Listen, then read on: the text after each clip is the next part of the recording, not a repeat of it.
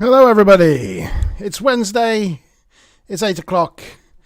It's the Next Generation Review Show with me, Monteban, and my co-hosts, Mazam, Bob, G-Star. How are you doing this evening? Hello. Oh, you'll have to take yourself G-Star's off still mute. muted. I couldn't do it. There you go. Wonderful. Yay. Just fantastic. Yay. Here we are again. Coming at you with 2 new episodes of Star Trek The Next Generation. Well, new for 1988 or 87, whenever it came out. When the Bough Breaks and Home Soil this evening. That's our 2 episodes we're talking about tonight. So how's your week been, guys? All right? Pretty normal for me, just working. Working well. Staying home and working. Yeah, not working. Not working. Pretty normal for me. Yeah. I'm working hard and he's hardly working. Yeah. What was that shot of a rocket you were showing me? Well, this was thanks to Mr. Joel, one of my favourite people. He mentioned that the SN10 space rocket live launch is happening. So this is like a beta test for rockets to Mars. Right. Okay. So yeah, it's T-minus 11 minutes for that live launch. Should anybody be interested, who are interested in space and things, which cool. a lot of sci-fi fans are. Yeah, but obviously, if you want to be watching that in the next 11 minutes, please have it on the side whilst you're actually watching the TNG review, because I know like rockets to Mars are important and all that. But not as important as our review of an episode of something from 30 years ago. Exactly. There you go. Well, you couldn't have said it better, really. Yeah. Yeah, Joel's dual screening, so he's got the technology, you know.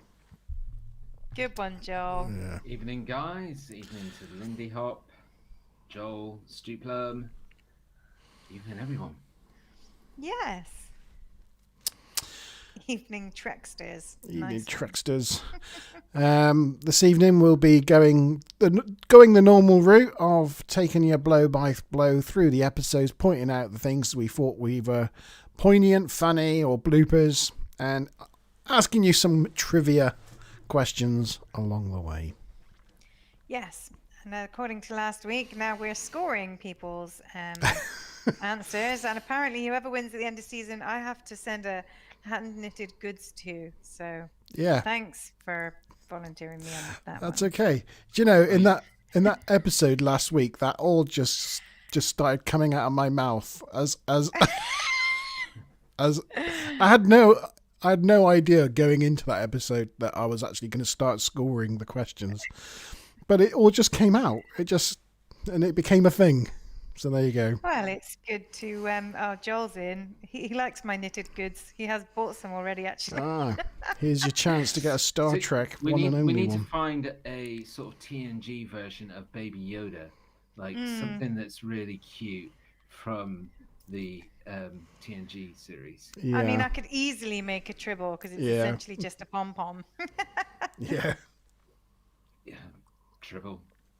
Trouble is, I think you've even made some of those before. I think I might have done, yeah. That does ring a bell. Yeah. But it'd be good if I could make them, move and squeak. That'd be a trick. Yeah, we'll have to come up. Oh yeah, evening Smiler. Yes, hi, Smiler Rainbow. Yep. Hi everyone. Right, I've got my normal book of notes in front of me this evening. Your normal 20 pages. Yeah, although you might find it starts getting rather rapid towards the end of the second episode because You watched it in a rush just before we started. Yes, so I was just like scribbling through it. So it might suddenly get quite glib at the end of the last scene. I was doing the same thing. We should watch them in alternating orders so that at least one of us gets the notes down on the Tuesday. Yeah. Yeah, that's right. Yeah, at least then we'll have one of us. That's a good idea. Strategy for next week. Yeah. Right then, so we start with the first episode. When the bow breaks. So Riker gets summoned to the bridge, where in the corridor he runs into a little chap. Am I allowed to say his name? Oh, Just a little chat. a little chap. Now I have to say that now because now I've confused myself. Anyway, yeah, he runs into. I've screwed the pooch already.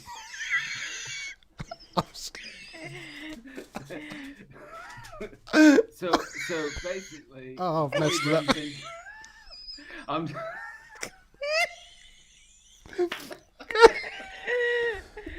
I'm just gonna. Oh dear. Oh. Oh dear. I'm just gonna take over, right? So, Yeah. so Riker is in the corridor, and Boyd runs into him quite hard, and then after that, a science officer comes running up to Riker and says, "Oh, I'm so sorry, Commander." Passing over to Monty. Yeah, he's Harry. Oh, the boy. The boy. I can't believe it. This is too complicated for me. Oh, just when I took a drink of wine. You nearly made it come out my nose. Oh, Shall I continue? I can try anyway. Let me see. Where It's are we? absolutely fine. It doesn't matter. Move along. So his dad said he was supposed to be on the way to calculus, I believe, and apologizes. And then Picard says, Riker to bridge. So he goes to the bridge and gets in another yeah. travel The lift just round kid. the corner. The kid hates calculus and he hates his teacher, and he doesn't want to do any Yes. of it. On the bridge, Picard informs Riker that they keep picking up some faint energy emissions, like a trail of breadcrumbs, and he thought Riker would be interested. Stop it! Stop it! I'm going to just go mute for that. Stop it!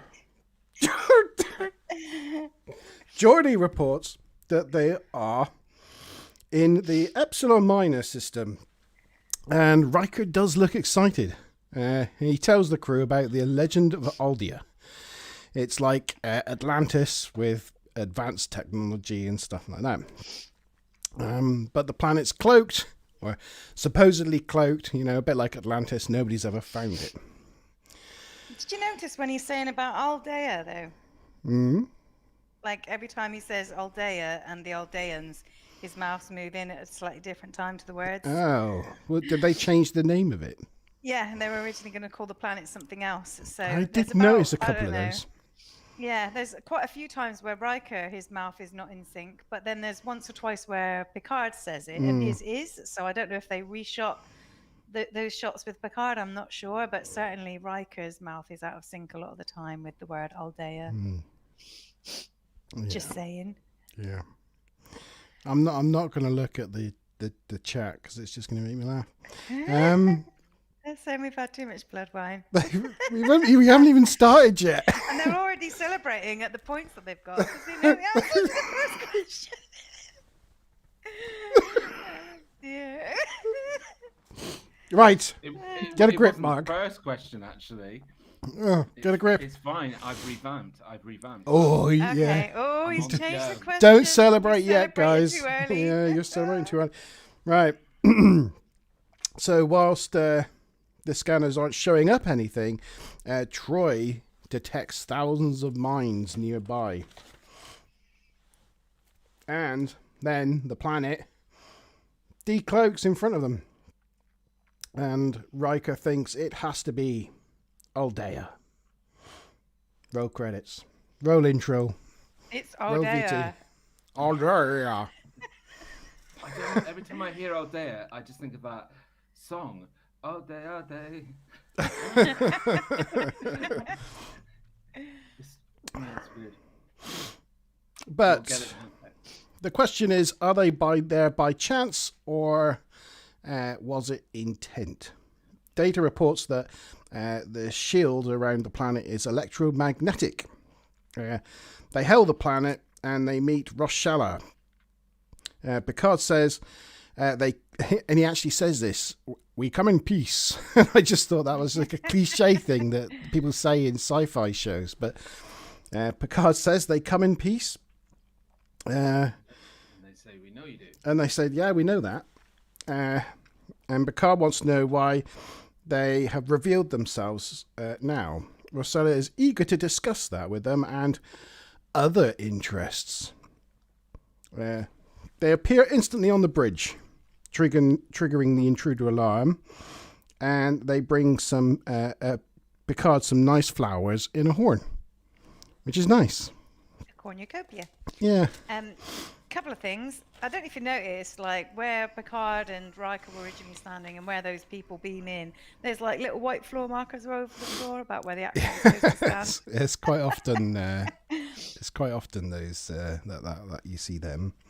And also, okay. Yeah. Jerry Harding, the guy who plays, the dude, whatever his name is. Do you know he's been in other stuff in Next Gen? I don't know if you recognise him from anything. He's in Time's Arrow. Role. Yes, that's right. He's Samuel Clemens. Samuel Clemens in Time's Arrow. Also Deep Throat. Deep Throat. Yeah, that's where we know him from. His X-Files. And that's likely because the person who directed this episode, who whatever their name was, I can't see it offhand. Actually directed X-Files. So Kim Manners. So this is the only episode directed by Kim Manners, who also worked with Harding massively on X-Files. And she did another sci-fi series as well, I think. That makes sense. I just thought I haven't done the... let's have a picture, shall we? Yay. Karen's in, by the way. Let's have another picture. She had transporter problems yet. delayed her, but she's here. Oh, hello, Karen. Welcome on board. You haven't missed any questions, but you have missed me corpsing after about. Yeah. After I don't know. I've done like. Smile of Rainbow's already kind of let her know that you gave things away. Yeah. I've done about 50 or so live streams, and that's my first. That's my first corpsing experience. Yeah, there we go. Oh, and also, yeah, he was in X-Files, and Rochella, the girl who stood next to him, she was the captain of the starship in Starship Troopers. Oh yes, yeah. Good point there. She's been in a lot of stuff like Desperate Housewives. She's quite a prolific actress, but yeah, I hadn't made that sci-fi connection in my head. Yeah. There you go. I'm pretty sure that actor is in another Star Trek episode as well as Time's Arrow. Jerry Harding? Yeah. Yeah, he is. I don't know if I noted it down, but yeah, he is. He's another character in I didn't know the other one. I don't know the other one. Deep Space Nine or Voyager, and it's one where he's wearing makeup and he's not really recognizable, but you can recognize the voice, always the voice. Yeah. Anyway, yeah. They offer him a personal invitation to join them on the planet. Picard asks Riker to assemble an away team, and they say they'll prepare for their arrival, and he calls Riker by his actual name, and they're a bit surprised at that. And he's like, well, we've been monitoring your communications. They beam back down, or zip back down, or whatever it is they do. And Troy senses that they want something from them. Something of value. Something they value greatly. So much so that they're afraid that they will not part with it. I thought that was very specific emotion reading from Troy there. Bearing in mind that she's half human and she's an empath, not a mind reader. But she knows that they want something from them, that they don't want to give it, and it's something, it's like, wow, that's a lot of detail. She's got quite a dialogue there, didn't she? Yeah, she did. Riker, Troy, and Beverly get instantly zapped to the planet. whilst on the bridge, they're getting probed by a yellow light that fixates on Wesley on the bridge. There's Wesley getting a good probing. They raise shields, but that doesn't do anything. When it stops, Worf reports that similar things happened on all decks, but only with the children. On the planet, is it Radu? Yeah, Radu, the leader, explains that there are few of them now, as they are dying out, and they want their children in exchange for technology. And Beverly's like, no, fam, not going to happen. And Move along. Yeah, move along. And Troy explains that humans are especially attached to their young. But I'm not sure that anybody else we've ever met in Star Trek would have had any other type of response, really. It's like, oh no, the Klingons give them up easy, you know. Not even that, not even just like sentient life, even all animals, you know, like, well, not all animals, but most are pretty attached to their young as well. Yeah. Maybe the Beta Zeds just don't care. They don't give a no. Radu's like, oh, I'm sorry you're so intransigent. Transigent. I didn't know what that word was, so I should have looked it up. Intransigent. I think it's like closed-minded. Yeah. And he zaps them back to the Enterprise. And at the same time, as they get zapped back to the Enterprise, the children get zapped down to the planet. Question time. I thought there might be a question there. Lieutenant Commander question. This is a Lieutenant Commander question. What's a Lieutenant Commander question, G?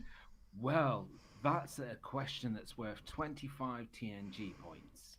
Wow! I wish I had it. I wish I had it. Right.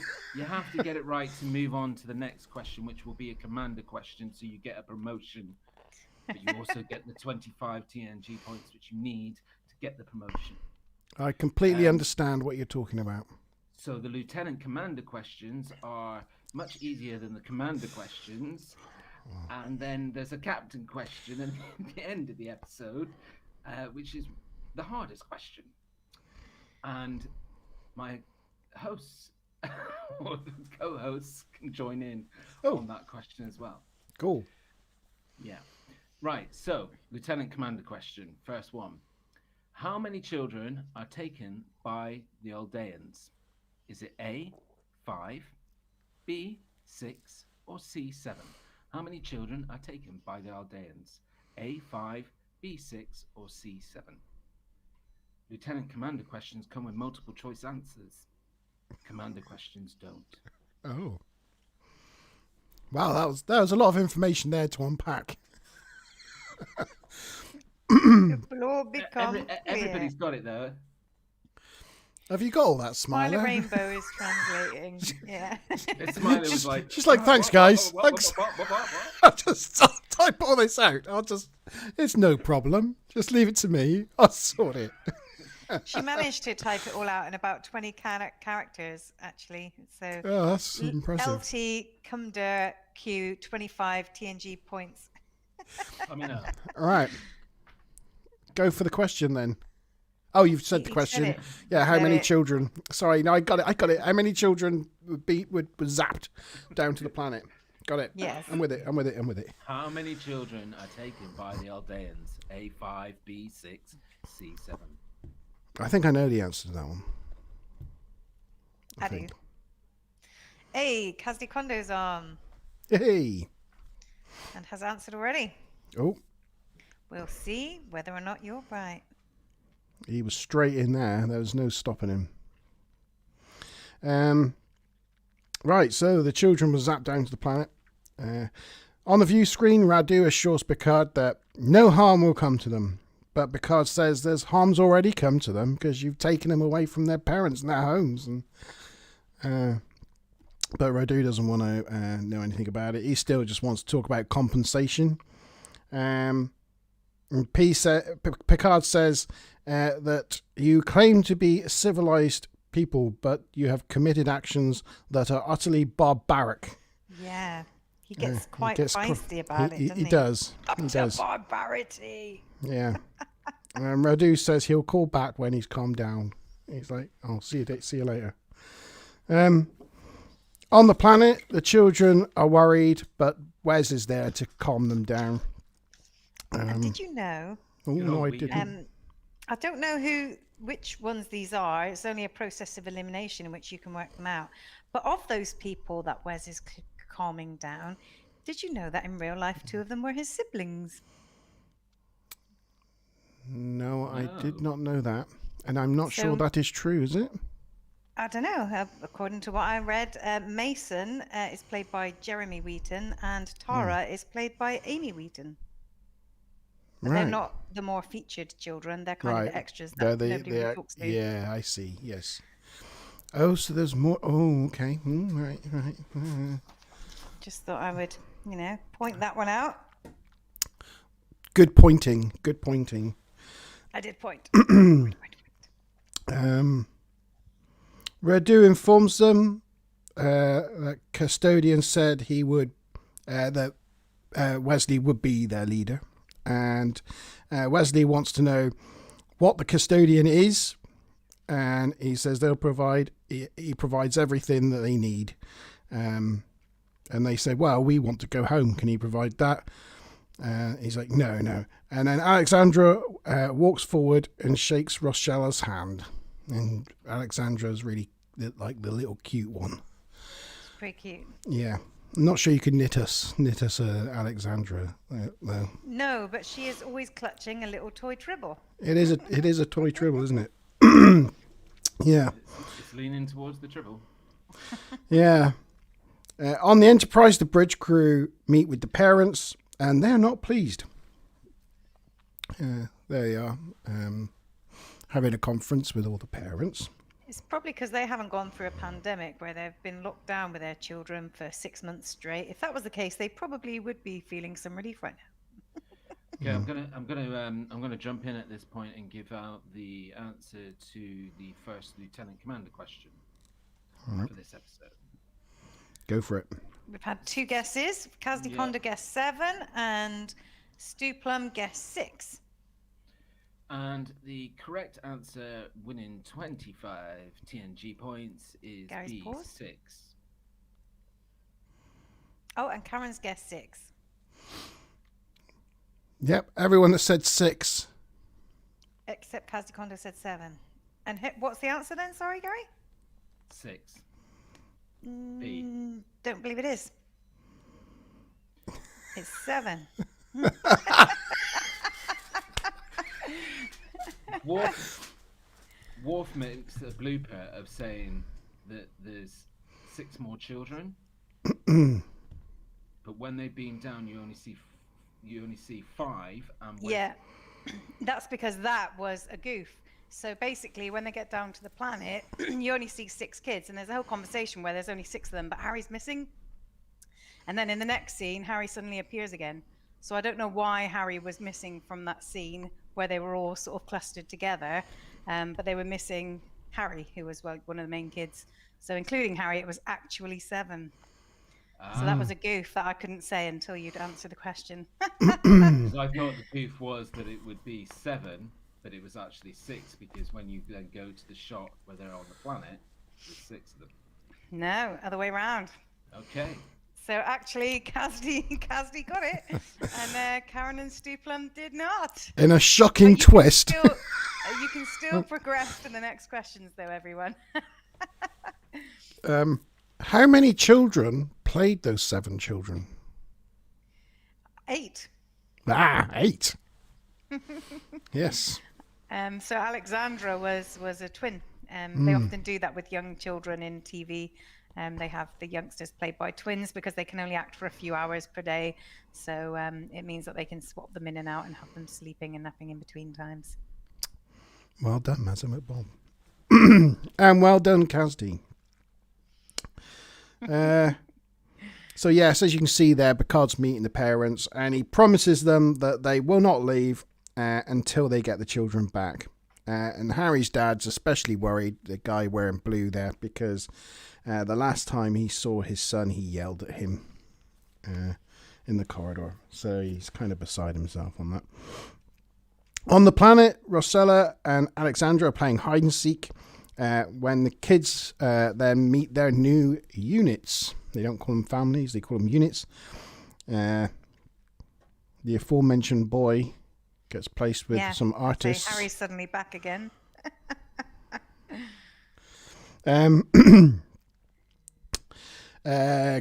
Katie gets put with an old man, and Radu keeps Wes for himself. That sounds a bit off, doesn't it? Katie gets farmed off to an old man. Yeah. I'm sure they're a very pleasant family. I'm sure, yeah. Well, it's not a family, it's just an old man by himself, I think. Right. Radu keeps Wes, and Rosella is asked to give up Alexandra, but she will not,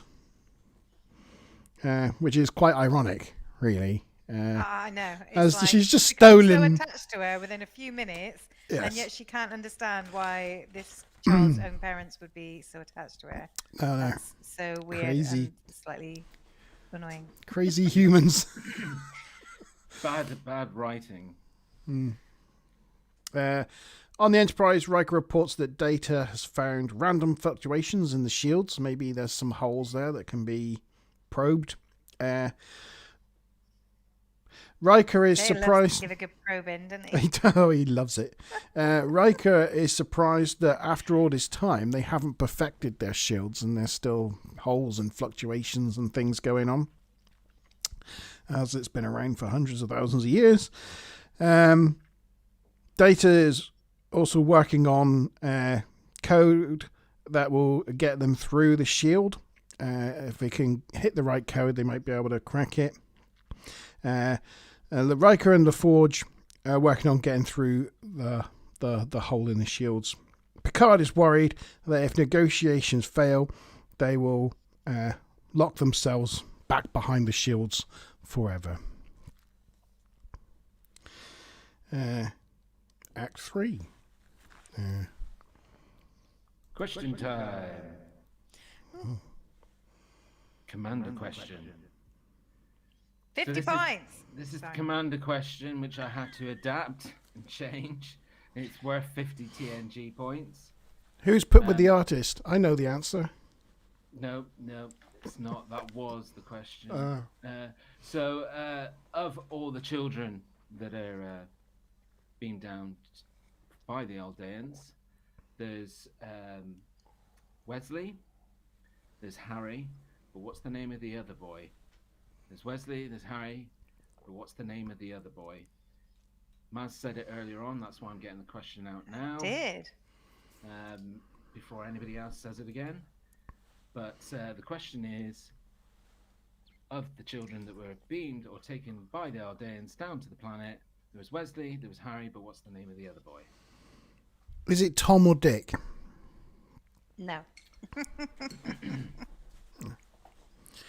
You're just going to use that joke all night until it's I think we That's missed an opportunity that's the with first time. That's the first time I've used it. on air. Yes, on air. Exactly. That's the only time that counts.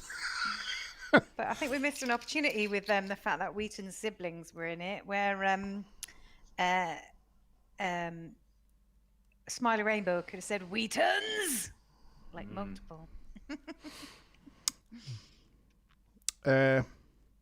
So, Joanna, the older lady, introduces Wes to Custodian. She informs Wes it was built by their progenitors hundreds of thousands of years ago. Wes has got a lot of questions, and Joanna is baffled and can't answer most of them. So she directs Wes to just ask the Custodian instead. So he asks the Custodian to show him Harry. And it does. Just show him Harry in that person's front room. So that's not creepy at all. But this is basically this planet's answer to Google, isn't it? You know, you don't need to know anything anymore. You just custodian it. True. Okay. made myself laugh on that Google one. says it must be so. Yeah. On the Enterprise, they hail Radu, and Picard says that he and Bev are ready to beam down. And he's like, why both of you? And Picard lies and says you have to have at least 2 staff officers to attend these types of negotiations. So Radu agrees. And Data's like, oh, I've never heard of that regulation before. Of Regulation 657. Neither have I, Data. Neither have I. Oh.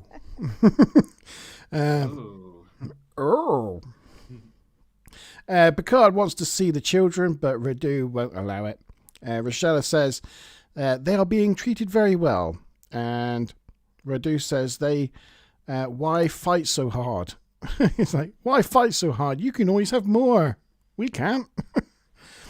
But Beverly is like, how do you know that they will be able to have more? You don't know why you can't have children. You know, they might be affected by the same thing. But Radu says that it's genetic, not contagious. Then after some negotiating, Radu allows Beverly to go see Wes. And when she sort of hugs him and that, she slips him a medical scanner.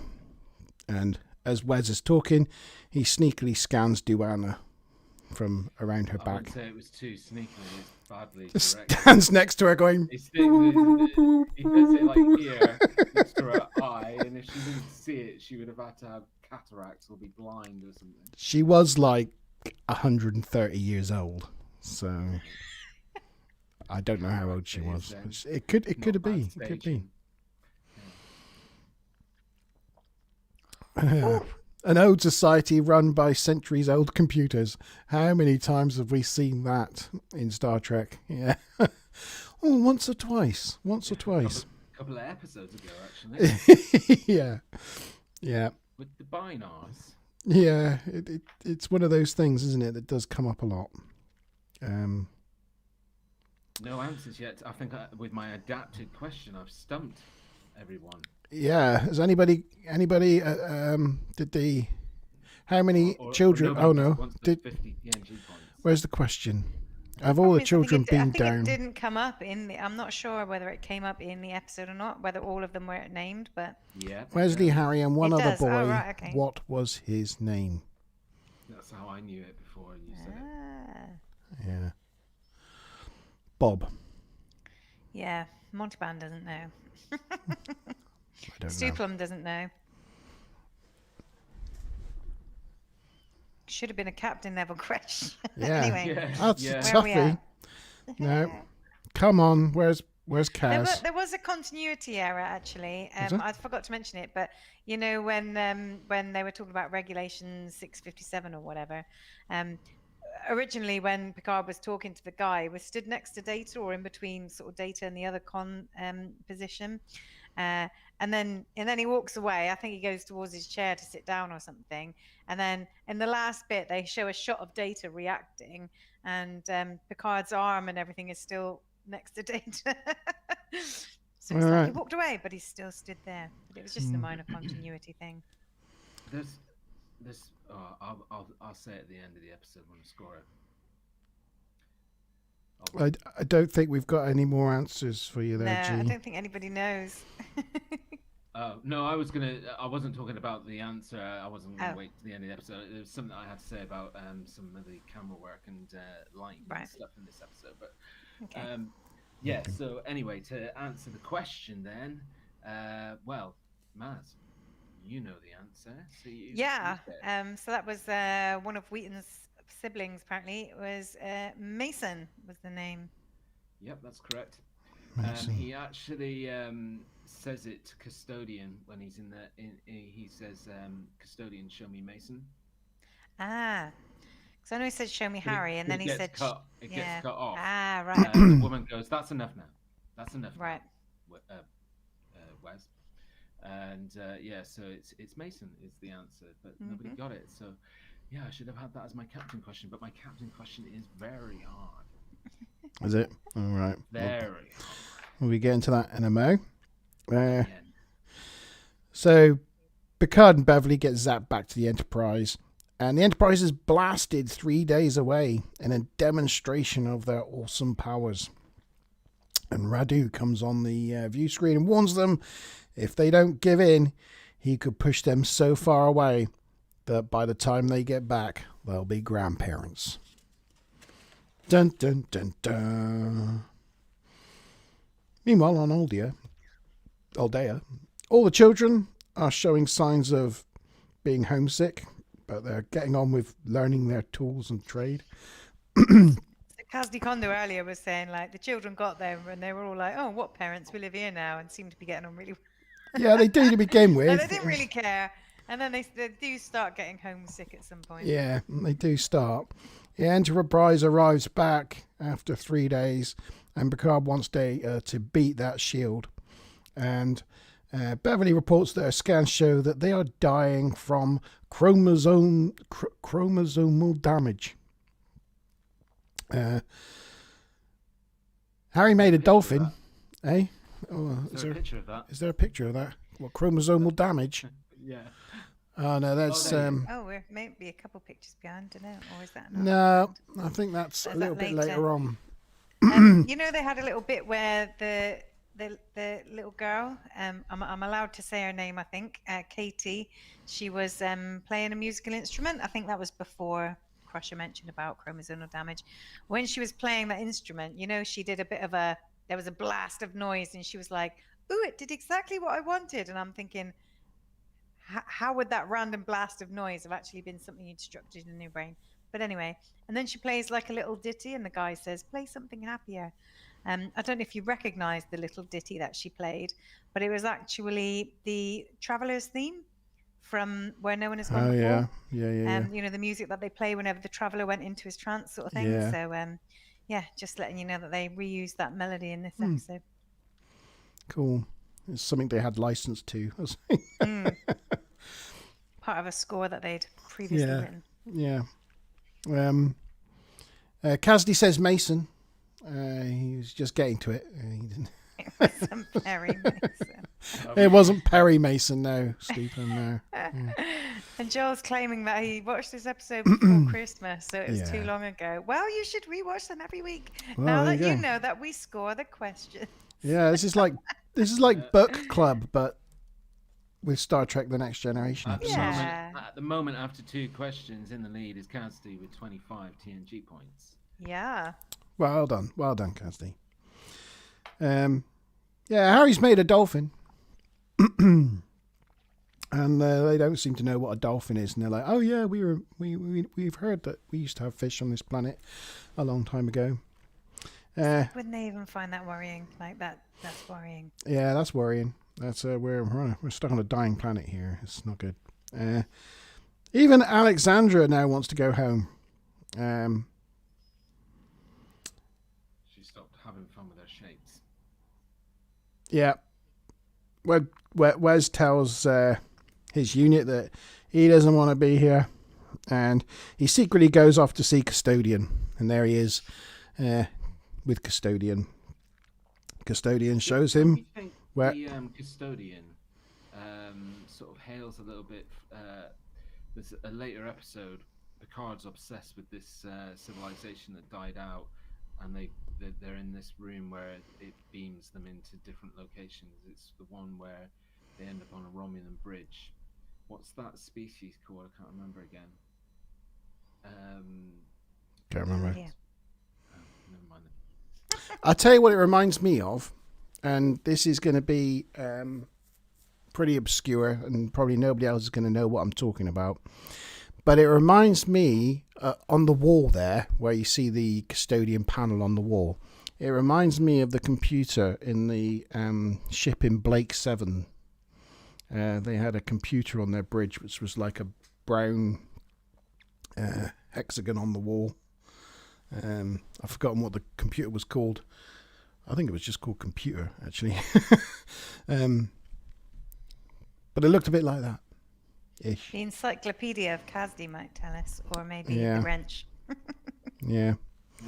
It was the first ship, because the second ship in Blake 7, the computer was called Slave, but and they had a box, Perspex box called Aurak, I remember Aurak and Slave, but I can't remember what the computer on the first ship was called. And I think it was just called computer. But anyway, it reminded me of that. Where was I? Now he's made a dolphin. He's gone to speak to Custodian. Custodian shows Wesley where all the brats are, and Wesley brings them all together for a bit of a conference, and they decide to form like a union. They're going to go on strike. They're not going to be children anymore. Staging a resistance. Yeah. Beverly, through her investigations, finds they're all suffering from radiation poisoning through lack of ozone layer that's been depleted because of their shield. Which was probably very topical in the late 80s, early 90s. It probably really was. Which is quite, good, like sci-fi series bringing those things to light. Yeah. But some of its effects are reversible, so there's a lot she can do. Data's completely failed to break the code to get through the shield, but Geordi and Riker have succeeded in finding a hole that they can probe. Picard orders Data and Riker to beam down and sabotage the computer, or do some reconnaissance. And I noticed at this point that Picard doesn't actually ask Yar to go down, which you'd think of being head of security. If you wanted someone to do some Black Ops stuff, or some securing, you'd think you'd send down security. But no, I'll send the first officer down instead. Zen! Joel's, God damn it! Yes, Joel. Zen. Oh, now you say it, it's obvious. Zen. Doesn't that look like Zen? Anyway. I'm going to have to look up what Zen looks like now. Yeah, Blake 7 Zen. But, yeah. You'll probably get a picture of it now and think, actually, it doesn't look anything like that. Yeah, Aurak was just like a Perspex box full of, like, Christmas tree lights and a little rotating ball.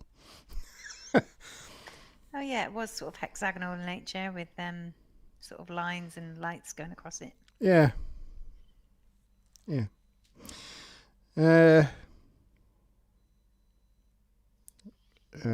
Keep losing your place. I do. I look at them and I'm like, what? Staging a resistance. They can help them. Oh, the kids there, they decided to go on hunger strike. When they bring out like a bowl of like colourful looking things. I don't know what they are, fruit or sweets or whatever. And Wesley's like, no. But Alexandra really looks like she really wants a yum yum. She's just like,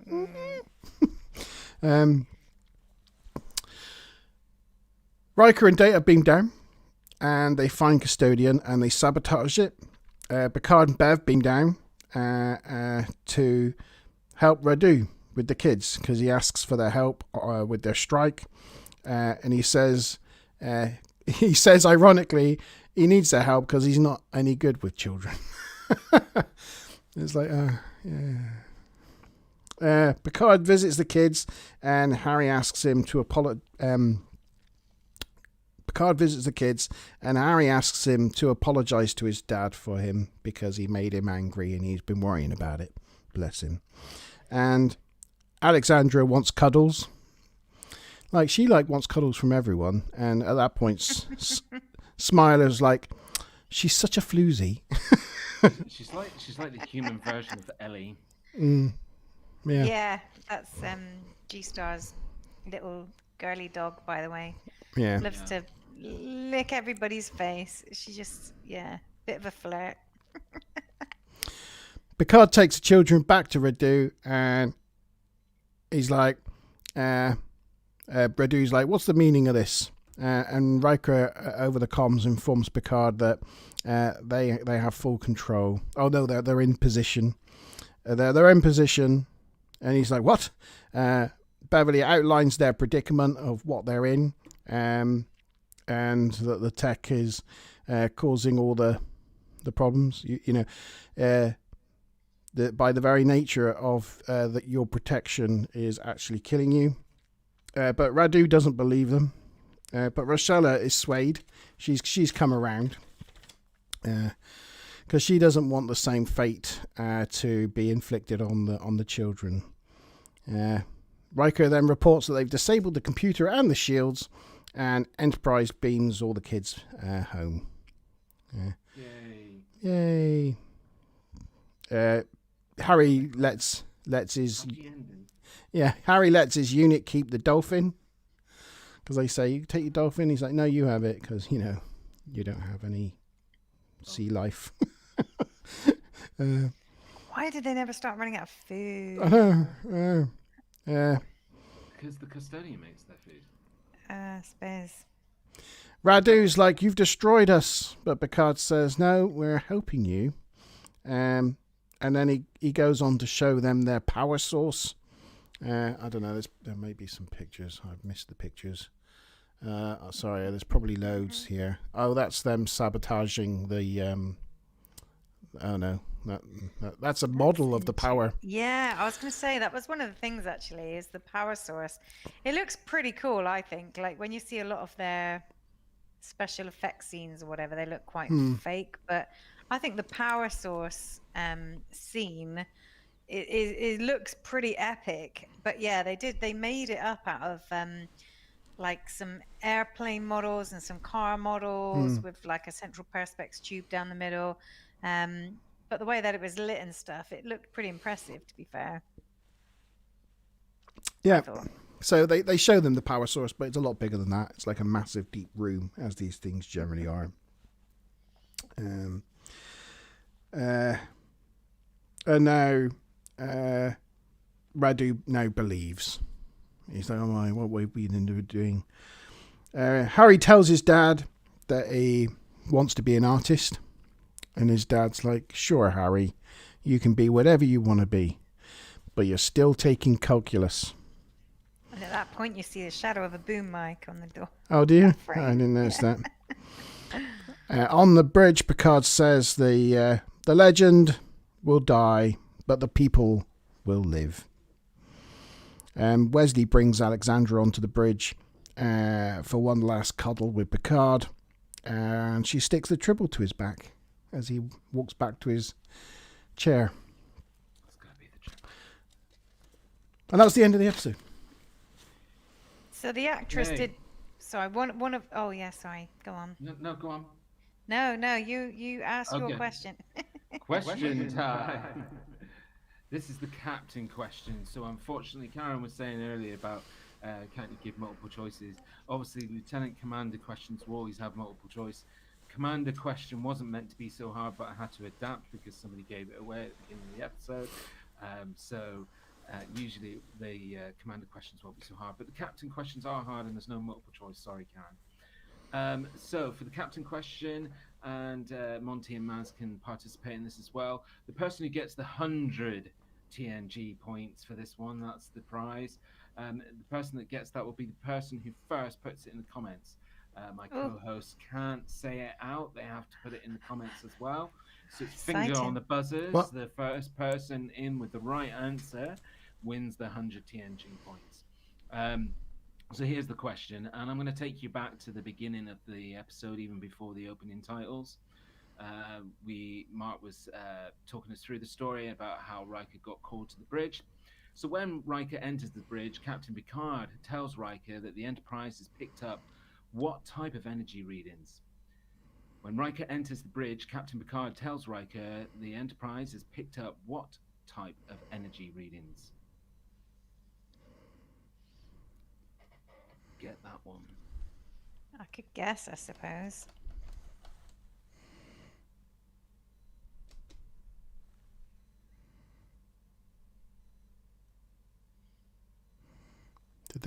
Did they pick up squiggly energy readings? Some good I said don't know. It's made you two go quiet.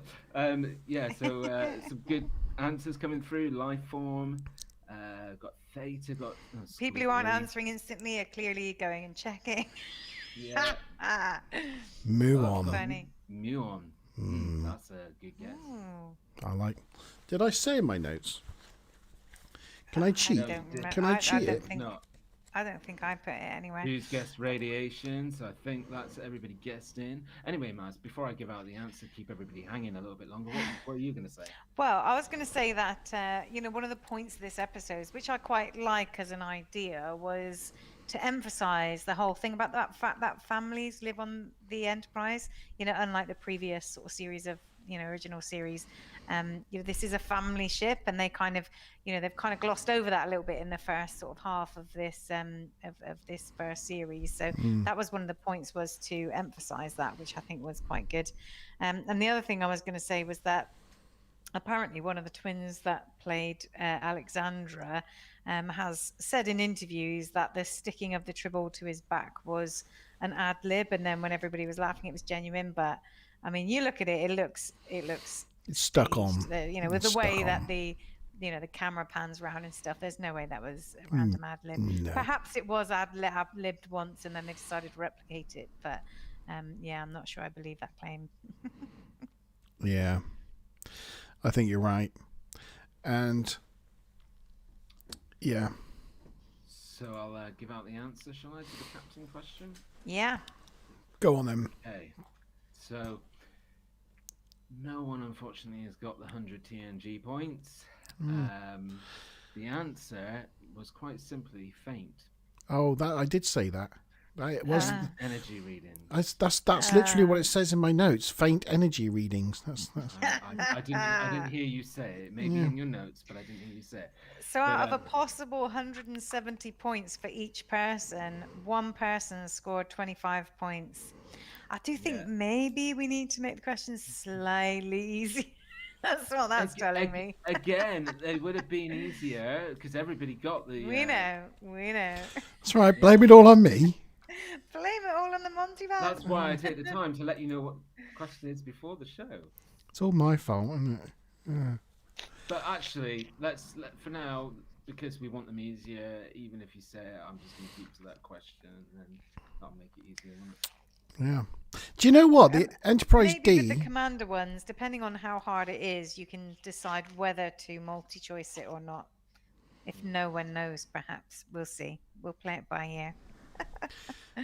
Enterprise D was not only the first starship in Star Trek to have families on board, but it was also the last starship to have families on board. What, at all ever, or just that were featured in Star Trek? It was featured in Star Trek because neither the Voyager or I suppose Deep Space Nine did, but that wasn't a starship. No, but it had the Defiant, and that definitely didn't have families on board. And the Enterprise E, the next Enterprise, didn't have families on board. It was a battleship. So there you go. Stupid Borg. They ruined everybody's Borg. fun. Yeah. Yeah. There you go. Okay, second episode. Home soil. No, we haven't scored. Oh, gosh. Sorry. All right, quick scoring then. Right, everybody, get your scores in chat. Let us know, out of 10, from 0 to 10, what you thought of this episode in terms of a 1 to 10 score. Yeah, put it in chat now. I'll just give you a second.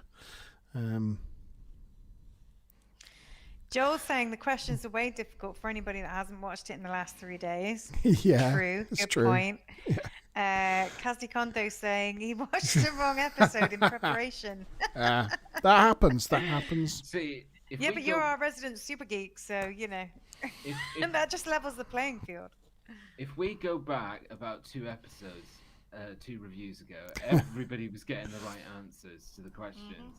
Yeah. Literally right after I was saying them. So I'm stepping it up a little bit to make it a little bit interesting, because if I just made it easy every show, it'd be a bit dull. Right then. Scores are 1, in. 5, 1, 6, and another 5, and an I agree. Let's see. 3, 2, 1, guys. Go. Oh, look at that. Unanimously. That's a definite unanimous. Unanimously middle of the road. For me, I didn't mind the storyline of this one and some of the stuff. It was just some really bad directing in this, and in terms of camera work, Pardon me. lighting, some of the worst that you will see in Star Trek. I think there's some points on the bridge where the lighting is so bad there's just all shadows all across the back of the bridge because the lighting was probably placed too much at the front of the stage. But yeah, there's a whole bit, I don't know if you notice, it's when they or is it this episode or the next one? Don't know. Don't Maybe give away it's any answers to your questions, eh? No. But yeah, there's definitely some, and as you pointed out, Maz, there's some bits where you see like the mic boom and everything. And that again indicates bad direction. Like the director wasn't checking back the edit, wasn't checking, and it shows in this episode, I think. I mean, I think it was a good concept. It was a rare, better outing for the Wesley in the first series. I think his part was much better in this. He didn't do or say anything too horrendously corny or too cringy. And it was an okay concept. I like the fact that they tied it in with the ozone problems and stuff like that. But it was pretty middling, I'd say, like a relatively forgettable. Yeah, it had a kind of lot of sci-fi tropes in it, didn't it? And as Kazdi said, it's just a bit meh, really. It was kind of traditional Star Trek-y type sci-fi. Yeah. Okay, home soil. Yeah. Let's get through this one. The Enterprise has been asked to visit some terraformers terraforming Valara 3 in the Pleiades cluster. Oh, that's a nice little touch to say they're in the Pleiades cluster, so you can picture, everybody now can picture where they are in terms of the solar system, the galaxy. Is that sarcasm? No, it's just me then. Just you. Yeah, or maybe Joel. Yeah. Joel probably knows what that is. I like that little, Picard mentions it takes a special kind of person to deal with the isolation of being a terraformer, and I guess that just sort of sets up the kind of the people you kind of expect to meet doing that kind of work.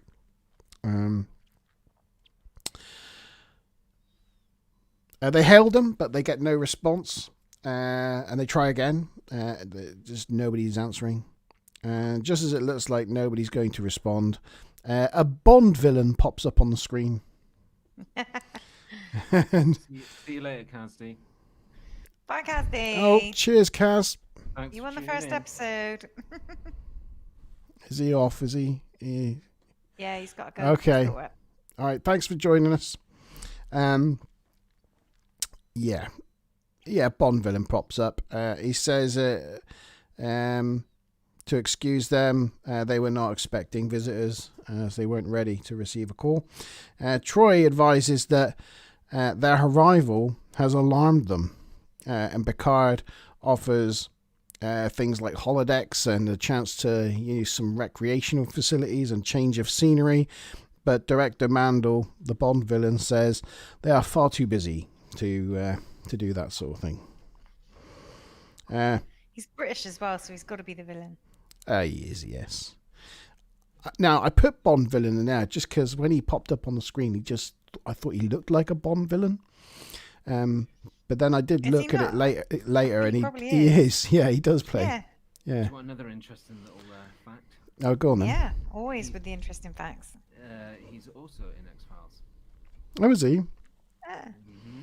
The actor that's in X-Files. He plays a villain in X-Files as well. All right, cool. Troy says that his worry has been escalating, and Picard says his staff would like to come down and pay them a visit to see their operation, because they've not seen terraforming in operation before. And then Mandel says it's not a good time, but Picard insists, and eventually Director Mandel consents. So Act 1. The away team beams down to the planet and meets Louisa Kim. The two crews exchange pleasantries, and the Transformers are especially interested in Data.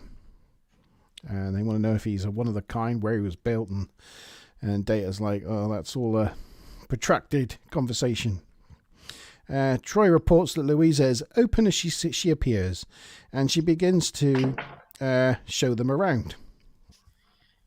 Did your light just fall off the desk there, G? Did it just declamp itself? My dog knocked it. Oh. Oh. Show us your doggy. Where's He's doggy? there. She's there. Yeah. Whichever one's there. Both. Everybody loves to see doggies. Give me a second. Why did Joel Why did Joel delete his messages? He's deleted all his messages. Oh. Oh.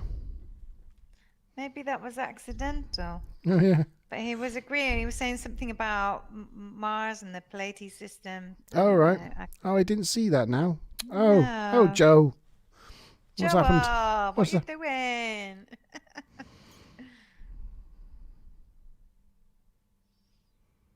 Anywho, carry on. G's disappeared. Joel's deleted his messages. G's disappeared. I know. What's What's going on? It's all falling apart. I'm back. Sort that out. And anyway, I think Chris has just come home. Louisa highlights that all the conditions that make a good planet for terraforming, including it not containing any life or having the ability to grow life in the future. She also explains that the base is in phase 2, which is the base, and the phase 3 involves extracting water, which on this planet is subsurface and has a high salt content. It says Joel's saying that G deleted all his messages. I don't understand that unless it happened when the thing fell down. My phone's attached to it as well. So. I don't think you're not a moderator, though, are you? No. No, I don't know. You don't. Only Smiler has. Oh no. Well, you are. You are actually, because you're an owner of the YouTube channel. Oh, gee, what did you do to Joel? Yeah. Oh, how rude. Joe, poor Joe. Oh. Gee, how could you? I don't know. You're such a bully. He is. Sorry. That was a doggy related malfunction. Yeah. Yeah. I blame Ellie.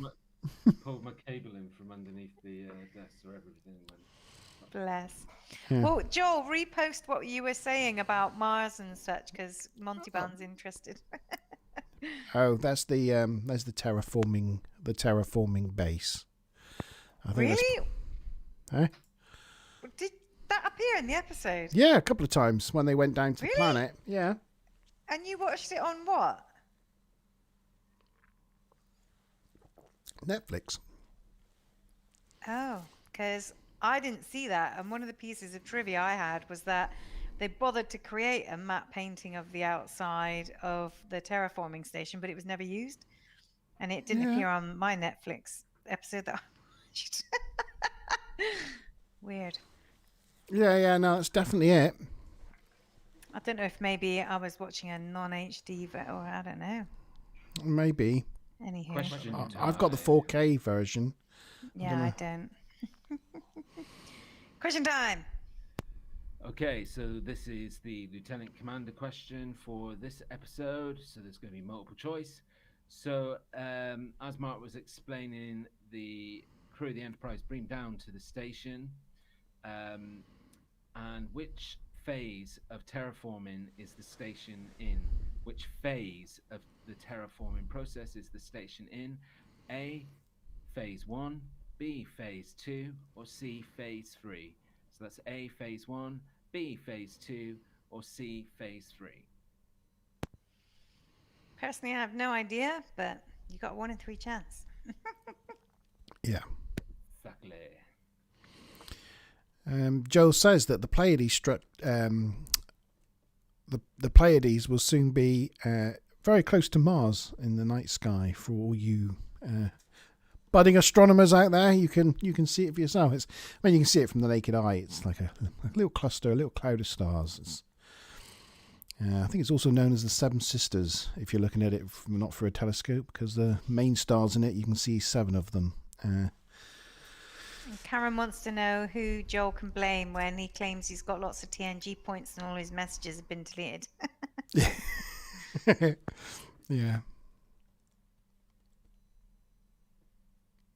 Oh, we've got Joel that's guest B. And we've got Karen's guest B. Okay. I guess. I don't know. Just to reconfirm, it was a lieutenant commander question, so it's worth 25 TNG points. Yeah, Seven Sisters. Yeah, I thought it was. Yeah. That's just because that's what you can see with the naked eye. Okay, cool. Salt content. Yeah, they extracting water. The water on this planet is very salty, very briny. So they are pumping it up, filtering it, so it's more purified, and then they're putting it back with added life forms that will then grow and produce a lovely lush planet. Data and Geordie are checking out the process, and Arthur's showing them some of the problems they're having with the servo conductors. Geordie has a theory of why that might be to do with salt, but the other technician basically just shuts him down. Director Mandel comes in then with some bluster. He seems a lot more pumped to have them down there than he was on the comms earlier on. But he orders Arthur off to the hydraulic chamber, and Arthur seems to think that was strange, because he's like, what, now? He's like, yes, go. So off Arthur toddles to the chamber. And then a few minutes later, Troy senses trouble. They go to help, but the door is jammed. Eventually the door opens. They find that Arthur's got lasered to death by the drill. If it's jammed, does that mean it's in a jar?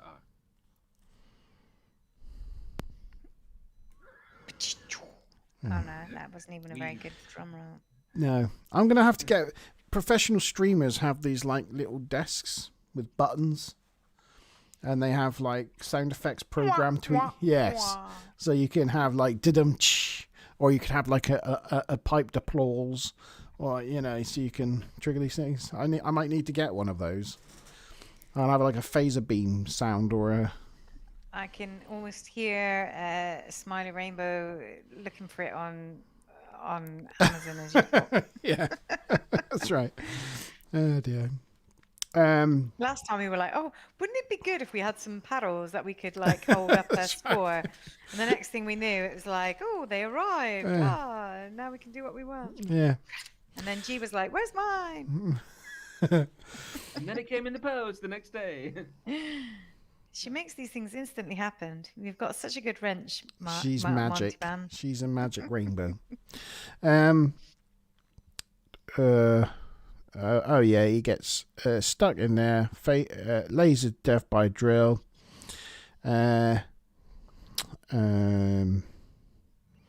Geordie. Lasered death by drill. Yeah. Is that literally what your notes say? Yeah.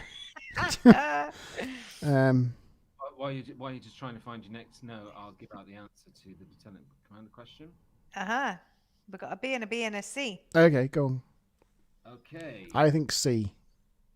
Oh, you think C? Yeah. I guess A, just to be contrary. Because I told you guys the answer when we were off air. It's like a 1, 2, or 3 thing. I don't know. It didn't stick in my head. So it's B. They're in phase I knew that. So that means that Karen got 25 TNG points. Well done, Karen. And Joel got 25 TNG points. Nice. I will make a note of that now. But phase 2 is the base, and then phase 3 is the pumping of the water and purifying it. So if they're in phase 2... No, the question is that the station that they've been to is in which phase of terraforming?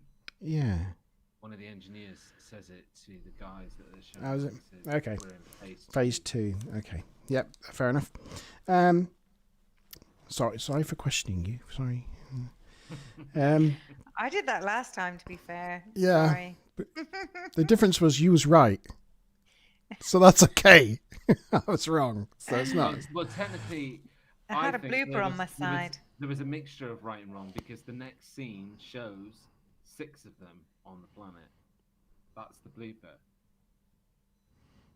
Okay. Later on, you see the next one. Right. Geordie locks the chamber down, and Yar beams up with the body to sickbay. And they all end up beaming up to the Enterprise. Data thinks the laser was operated with will. I don't know what will had to do with it. But, Geordie returns power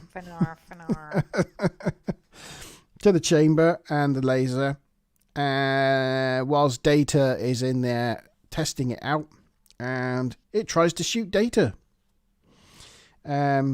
Geordie and the technician eventually get into the room, but the laser is destroyed. Data's had a bit of a hammering at it. Data says that the firing program was dynamic. I was fighting against another mind. In the ready room. I forgot to say this earlier, but when the original guy was getting shot at and they couldn't get in, and then Yar, was like, "I'll go in," and almost like risked herself or whatever. Why didn't they just beam the guy out? Like, they didn't have to shut the power off, and they didn't have to have Yar go in and tend his body before they beamed him out. And same with Data. They're hammering on the door and stuff. They could have just beamed him out. That's a very good point. This whole convenient beaming thing comes up quite often. Yeah, it's a problem. It's a running blooper. Yeah. In the ready room, Director Mando is not happy. He spends a lot of time in this episode not being happy. And Picard asks Yar to escort him to his quarters. Picard thinks it must have been one of the terraformers, but the question is, why? Beverly reports that Arthur's died to his injuries. I mean, we knew that anyway. Picard orders Data and Geordie to the planet to look for clues to investigate whether they can find anything. Yar needs to start looking at the psych profiles of the crew and see if she can find anything in their past that might suggest motive. On the planet, Data finds a glowy light down the bottom of one of the holes that the drill was drilling. And Geordie inspects it with his visor. You get that scene. Sorry. I was going to say it's one of those quite nice moments where you get a bit of a more insight into Geordie's life and vision, and how you kind of forget episode to episode that what he sees is really different to what normal people see, and it's just really nice to get that richness of what his visor does. Yeah, and that's that scene where he's looking with his visor and and I can't remember the quote of what he says, but he says he sees it's almost musical. Yeah, but that scene is another one that's used in TNG clips of character quotes. Like, it's worth a page in somebody's book from Riker, and I see in spectrum of colors, and it's almost musical. That's another thing that's used time and time again, that clip. Did you notice at the end of that scene, I can't remember what it is that Geordie says, that it seems like you were just saying, oh, it seems musical, but I think he says something about it seems alive, and then did you notice that it starts flashing really rapidly towards the end of the scene, just as it changes to a different scene? But that was interesting because it's instantly given, it almost instantly sort of was saying, yeah, that's right, but that's what we are. Is it alive though? That's the question.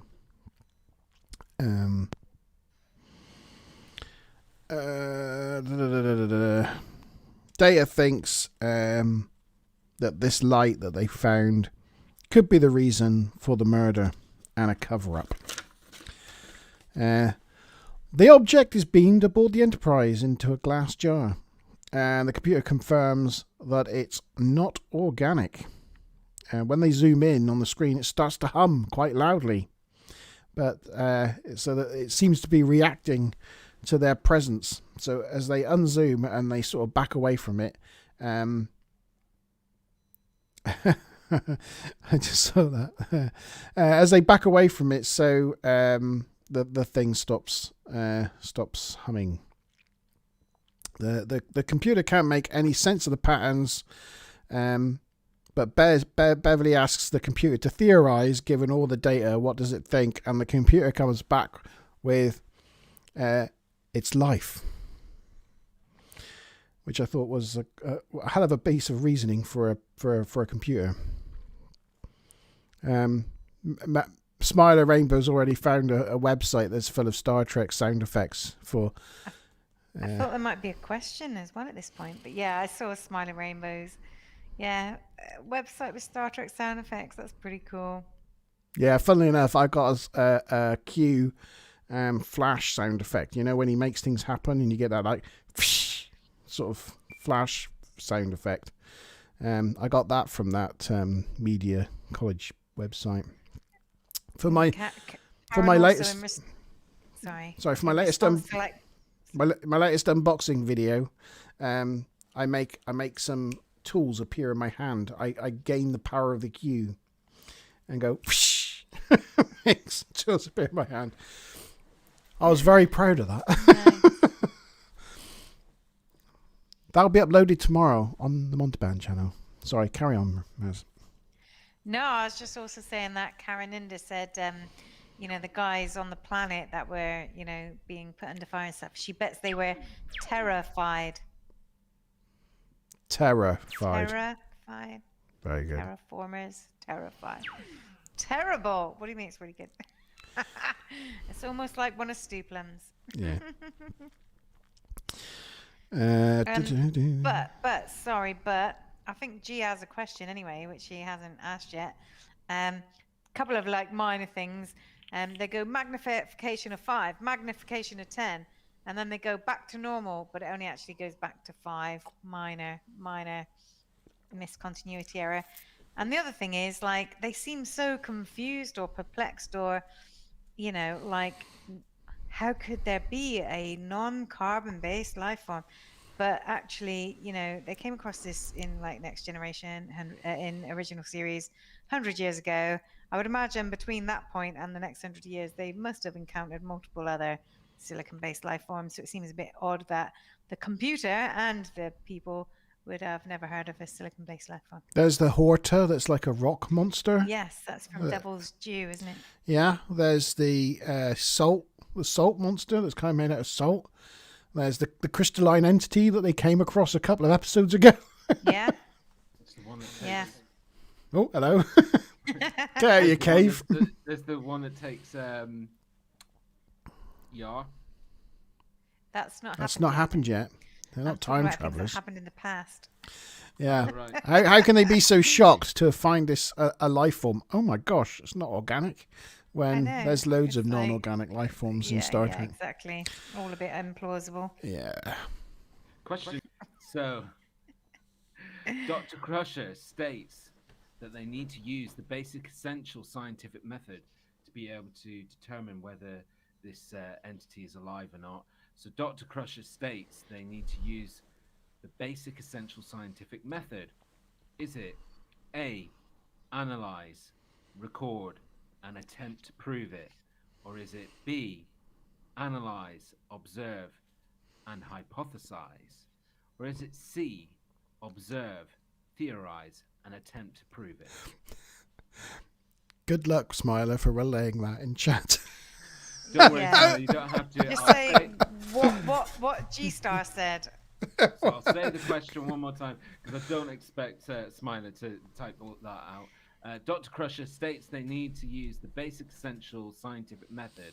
That method is A, analyze, record, and attempt to prove it, or B, analyze, observe, and hypnotize, hypothesize, or C, observe, theorize, and attempt to prove it. Okay, A, B, or C? Oh, I probably should have found my place while you were doing that. That would have been good. Yep. The computer says that it thinks it's life. Isn't that It where does. we got? That is where we are. Yeah. In the ready room, you'll be surprised to Mandel's know like, Director Mandel is not happy. Not happy. He's not a happy camper. Picard reminds him of the Prime Directive, and he's very, very unhappy that he the prospect of being accused of taking life. And he storms out, and he's like, "Don't take life, I create life," and goes about his business. You shooting someone there, G? Yeah, sorry, we were talking about. I just found this. I was just trying to find sound effects.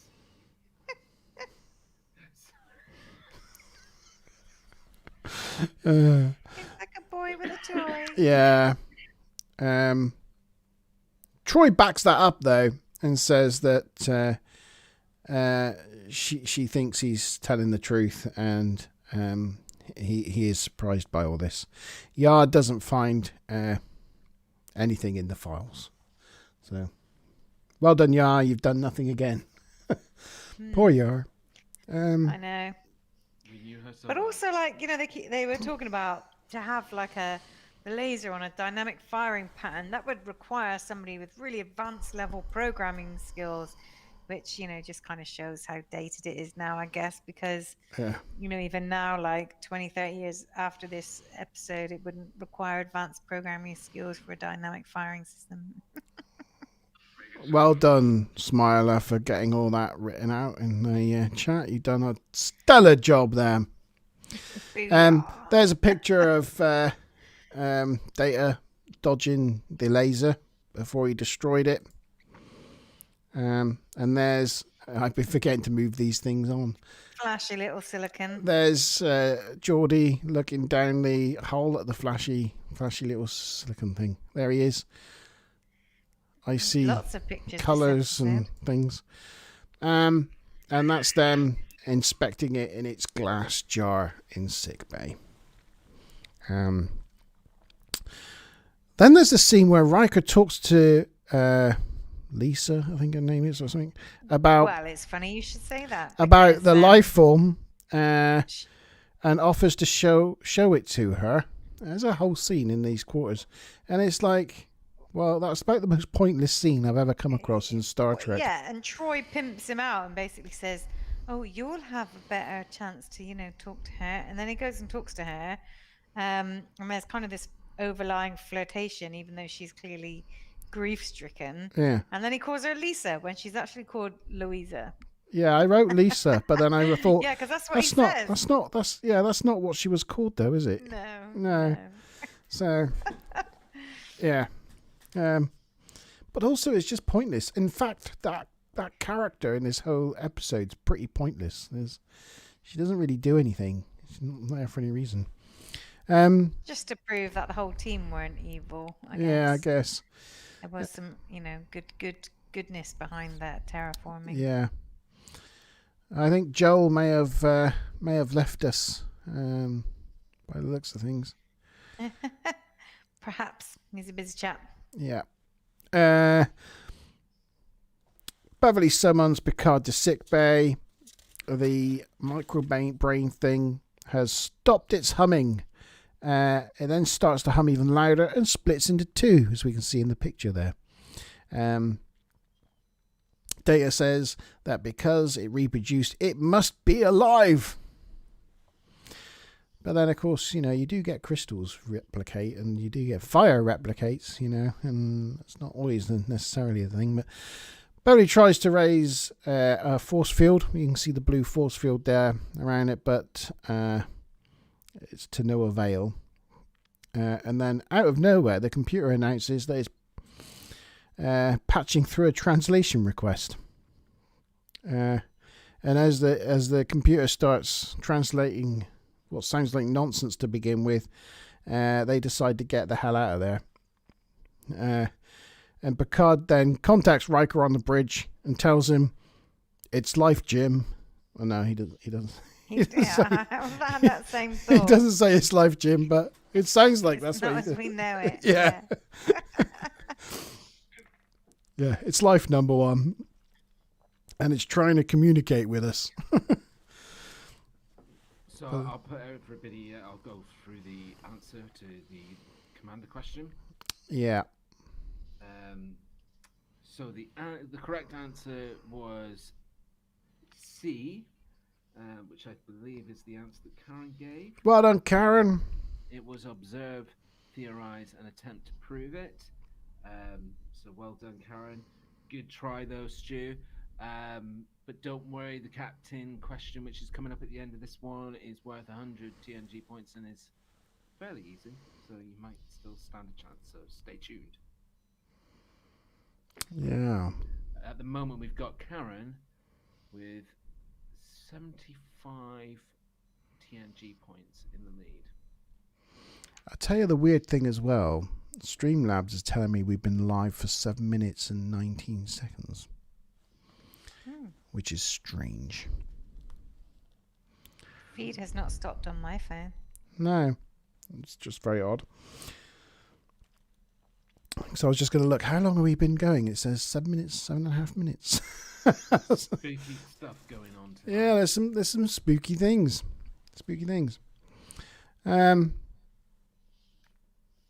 Yep, so Act 4. In the observation lounge, Picard challenges Mandel to what he knows. And he admits that they did detect some random energy patterns.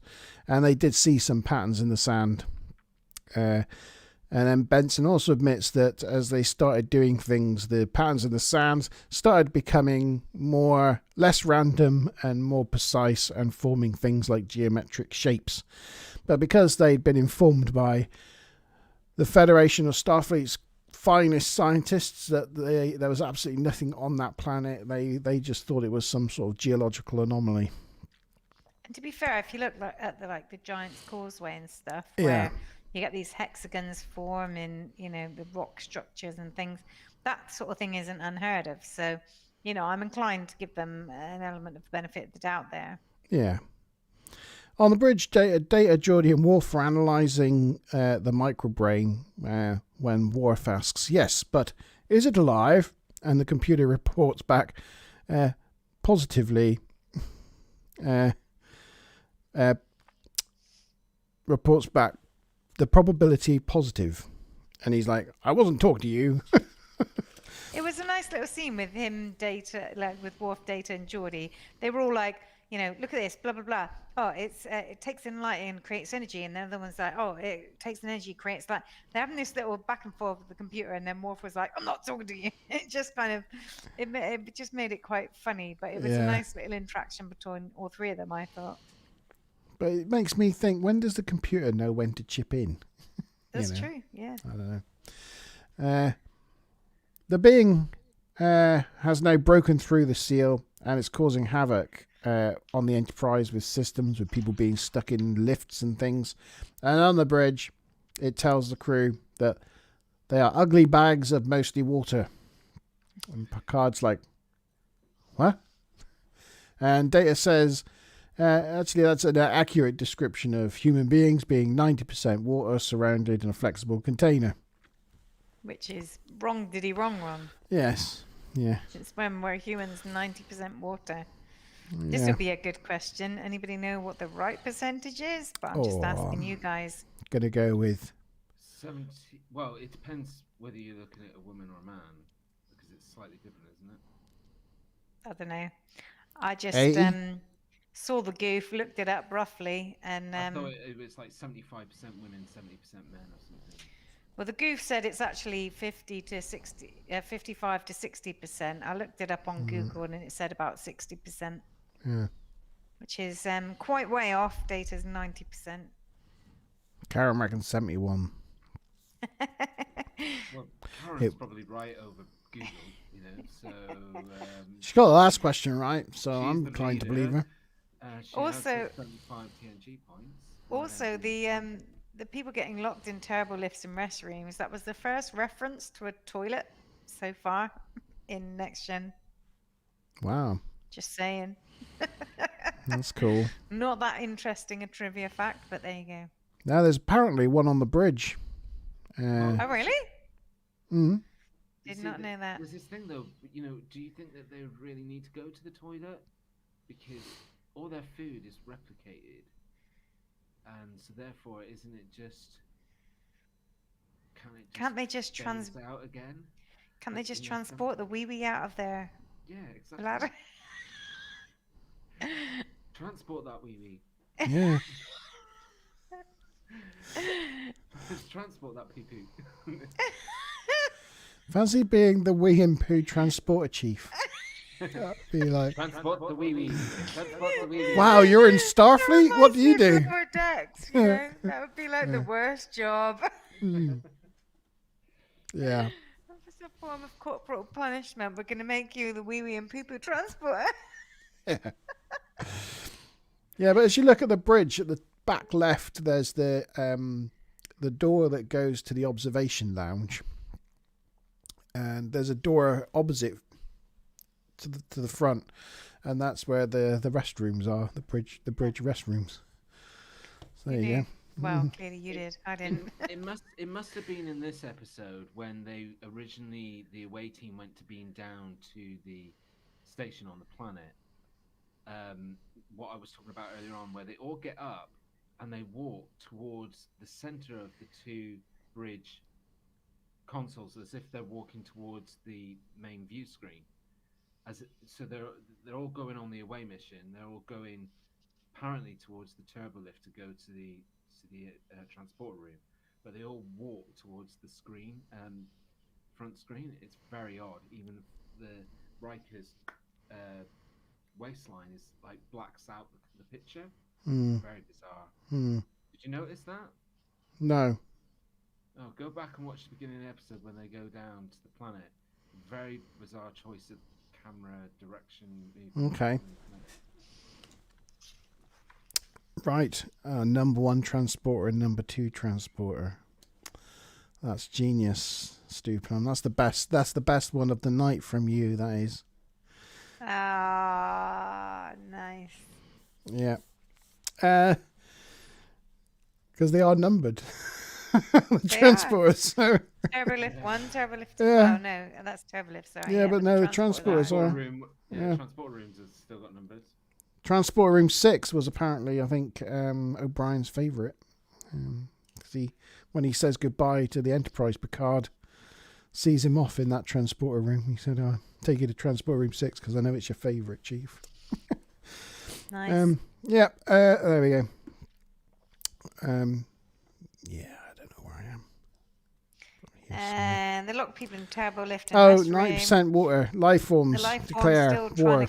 Yeah, I got to communicate. Yeah, they declare. Basically, they declare war. To them drilling on their planet. They said they tried to communicate and they tried to sue for peace, but they were ignored by the bags of water, and the ship is then rocked with more shenanigans. And Data theorizes that as they are multiplying, like computer processors, the more of them there are, the powerful they will become. That's probably we probably need to tick on. Oh, there they are. Look, bless them. Multiplying. And as the bridge is rocked, as you noted in a previous episode, there's no grab rails, so like everybody's falling all over the place, and then Riker was just basically grabbing all the women. As Riker tends to do. There's the terrible terraformers. Doesn't he look like a Bond villain? I've just got one question though. What's Luke Skywalker doing there? Yeah, very good. Oh, and what a mullet. The what? Mullet. Yeah, it's that 80s hairstyle again, isn't it? It's just... Was it Joel wrote to me last time saying that the mullet stemmed back to like the 1700s and sent me these pictures of these busts of like, I don't know, ancient people wearing mullets. Anyway, carry on. Data theorizes that each bolt of light that gets emitted from the microbrain is instructions to the computer, and that's how it's communicating. And Beverly says that it kind of mimics the reproductive cycle of single-cell organisms.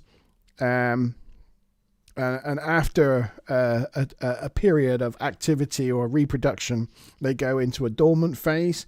And when they look at the being, it has gone into a dormant phase after the last shaking about. So Picard uses that moment to try to beam it back to the planet, but that fails miserably.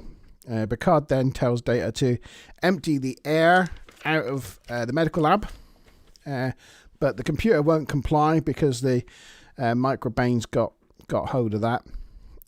In the observation lounge here, they realise that by, that they're talking about how could this have happened, and they realise that by siphoning off the saline water, the underground water, they were killing the crystal creatures. And Data and Geordi realise that they are photoelectric, so they absorb light. So Riker goes down and kills the lab lights, and the microbrain says that the ugly bags of mostly water are killing them. It's darkness and terrible, and they must go home to their wet sand. Picard agrees to send them back, and talks to them, and they end the war, and they send them back. So that's one of the things I don't get is if they don't have light, they suddenly freak out. But their planet has stable night and day. How could they be without light? Plus, most of them live underground. They're not all on the surface. But they were only. So what happened was they live on top of the underground water, but the water, the cavern underground, is filled up. So the crystals live at the top of the cave, and as they siphoned the water out, that took the water away from the top of the cave. No, but I'm talking about the light. They need the light. How do they survive through the night? A terraformed planet is one that has a stable night and day. So why would reducing the light freak them out so much? The ground is particularly porous, and there was a lot of light through it. All through the night. Anyway. Oh yeah, I don't know. But a couple of minutes, a minute or two of no light, and they were on their knees.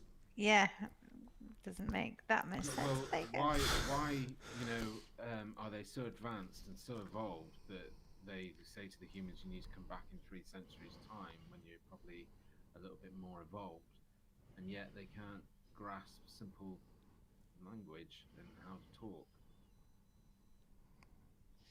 Well, if you were one cell or a couple cells big, I think your ability to talk to another species would be quite impressive. Yeah. But, and they might have just been. What they're saying is you need to come back when you're sufficiently advanced that you would have detected that we were a life sign immediately, that you wouldn't be so ignorant in your medieval ways that you didn't realize that we were alive. But their method of communicating naturally might be so sophisticated that we can't fathom it, and they're having to lower the intellect to actually be able to form a language that we'll understand. Okay, sold. They beam it down, say sorry, and bugger off. Anyway, you can tell I got to the end of this episode and I just rushed through it. Oh, you did say. Well, that's gonna. I'm gonna cover that point later on. Anyway, so question time. It's the captain question for this episode. Uh-oh. Before we give out the our scores.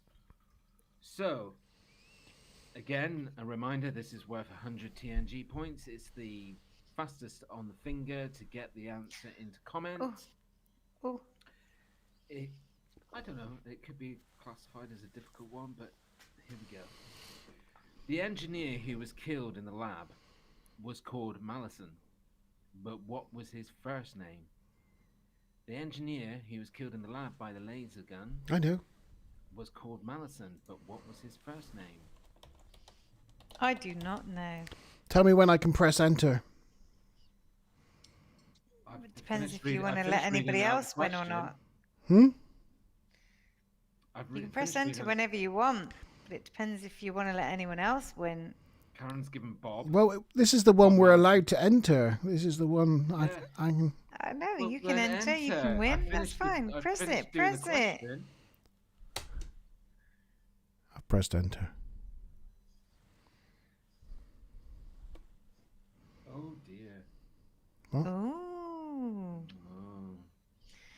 I think Stu Plum was close. Well, Fred Mallison. It's a good guess. We've had 3 guesses. Bob, Arthur, Fred. I'm only assuming that Monty Pan's right because he said, I know. Smiler reckons Alison. Alison. What was the surname? Mallison. Alison Mallison. Alison Mallison. Good. Nice so one. We've had our current leader with 75 TNG points give Bob. We've had our host, the show, give Arthur, and we've had Stu Plum give Fred. And Stu Plum, I think he was adopted. The wrench said Alison as well. And Alison. The correct answer, well, our winner this evening with 100 TNG points is our host. With Arthur. Boom! There you go. I bet it was in your notes, wasn't it? In your cheat. Yeah. Well, I didn't cheat. I didn't look at my notes, but I did say his name a couple of times during that. Yeah, his name is said a couple of times in the episode as well. So yeah, he's the only name of the people down there that I actually remember. So a question I have is: are we awarding the points per episode or per night? Because it feels like Kazdi Konto did quite well earlier, and then, but overall of the night, because he only stayed for the first episode. I don't know if he gets anything overall. So anyway, we rack up the points for the season, don't we? So everybody gets all their points, and yeah. But right, I thought last week we were saying that you get like a half point or a point whether you've won that episode or that thingy, rather than. But anyway, I don't know. Rack them up how you want. You can do that. Maybe. You can do that because Kazdi was the only scorer from when the bow breaks with 25 points. So I thought he might get a point for that one, and because what we were saying is people who join later could then rack up some points. So we give Stu Plum and Karen half a point each last time. We did, yeah. And that was over the whole night rather than per episode. So yes. And anyway. This time, if you won on home soil, you can take a point because you came in with 100, which took the lead, but we can give 0.5 point to Karen, who was in second place with 75. And Kazdi gets a point for the first episode, does he? Is that right? Yeah, that's correct. Okay. How do you spell Kazdi? Kazdy. Konto. It's Polish. And that's a point for Kazdi.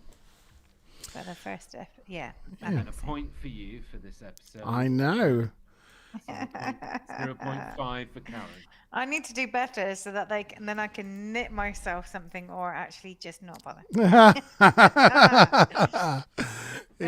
Just a few points on this episode. So actually, 1 point on the last episode, completely forgot. It was the first episode where they didn't start with an external shot of the Enterprise. And that doesn't happen very often. There's one or two where they start with like a game of poker, for example. But that was the first one so far that they haven't started with an external shot. And I completely forgot to say that.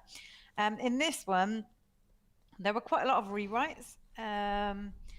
Apparently, there were a couple of props from an episode of Knight Rider in this episode. I don't know specifically what those props were. I do. They were computers. They were computers down on the terraforming station. They were computers that they're usually found in the background of like Kit's garage on the truck.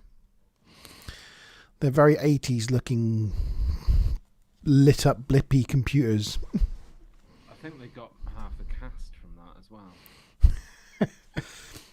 Was there any other pictures? I forgot the. Oh, there's the crystally thing. Oh, and that's a random. Don't know why that was in there. But there you go. That was the crystal. Are you muted, Mouse? Yes, you are. Can I unmute you? Oh, there you go. Yeah, sorry. I must have accidentally pressed something.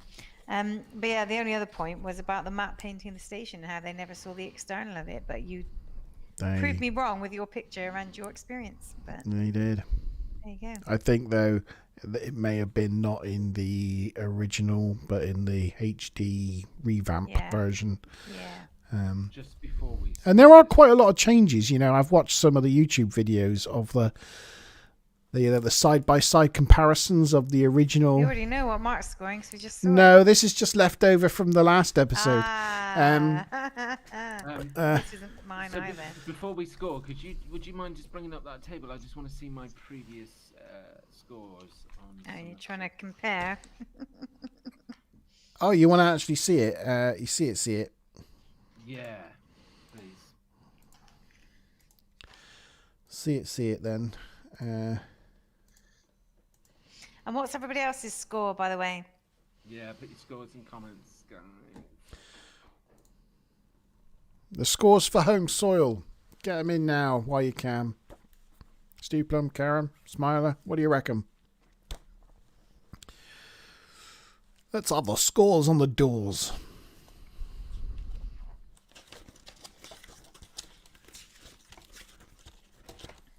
Pretending to flick his pages.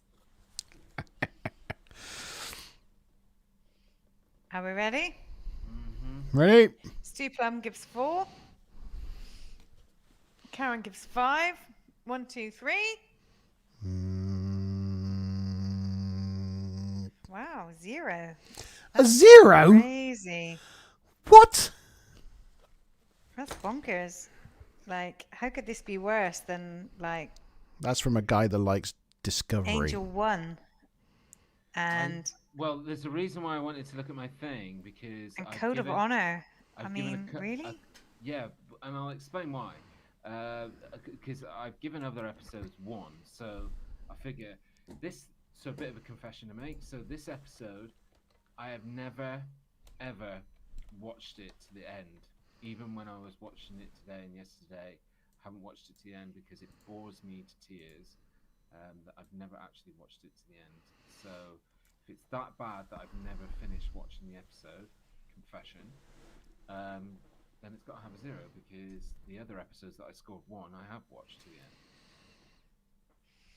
I quite like it, to be fair. You know, I thought it was a little bit better than the last episode. I like the idea of, you know, the intelligent, like, I mean, you know, obviously it's been done a couple of times, but I thought there were a few funny bits. I thought there was, you know, some nice bits with Data, some nice bits with Geordie. I thought from a character point of view, there were quite, you know, some quite nice moments. And there was nothing about it that I found cringy or offensive, to be honest. It was, again, a little bit middle of the roads. I could only think that I liked it slightly more than the last one. And that was really the only reason why But I was saying they were marginal. I was nearly going to give it a 5. But I nudged it up to a 6.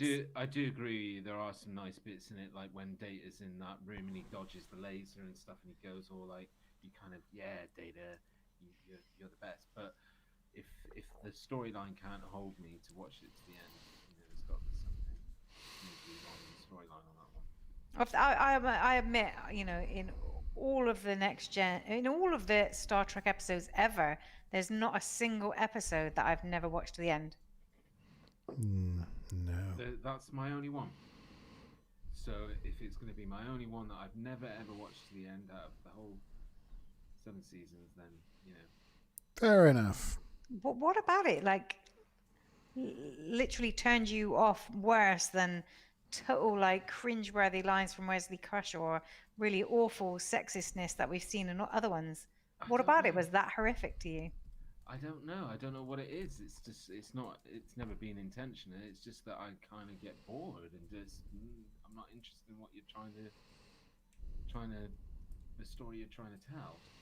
Oh, okay. Right, I give it slightly less than the last one, but to be honest, I could have given them both a 5. I could have given the last one a 4 and this one a 5. For me, they were both 4 and 5-y like episodes. Yeah, middle of the road type standard Star Trek. Not blowing me away with inventiveness, but nothing not particularly offensive. Trash. Not obvious, rubbish. Just just it's okay. It's all right. I like. See you later, Stu Plum. By the way. Oh, bye. Night. See you later. Yeah, it's okay. It's weird because they kind of almost revisit this story in the exact same way in a later episode with the bots that go down, the ones with the little feet that can make the tools come off them. Yeah. Like the exocomps. We know. I remember the exocomps now just because of Lower Decks. Have you watched any more of Lower Decks, G? No. There's an exocomp in it. Because the Star Trek is so inclusive, they want to bring any life forms in, so they recruit this exocomp, and then everybody's like, but how can you go into being a medic? How are you going to hold a scalpel? It's really funny. Yeah. Oh dear. I might have to watch that. I can't even say what happens because it'll be gives away. But no, don't say funny. it. No. It's funny. It's funny. That episode with the exocomps, I equally find that one boring. But the one thing that held me to it was just how cute the exocomps were. But it's weird that they kind of almost revisited the same kind of storyline of proving life of something that was down. Well, it's life, Jim, but not as we know it. That's kind of like a It's basis the for Star Trek, isn't it? That's almost fundamentally what Star Trek is about. Yeah, but and it's not interesting enough to make you watch the end of an episode. It's like they go down to a base. It's on this. It's almost the same sort of setting, but they do it better that time. So. All right. Well, there we go. We got it. It's 33 and a third. So, there's our scores. So it's Karen, myself, and Kazdi all on 1, and Stu Plum on 0.5.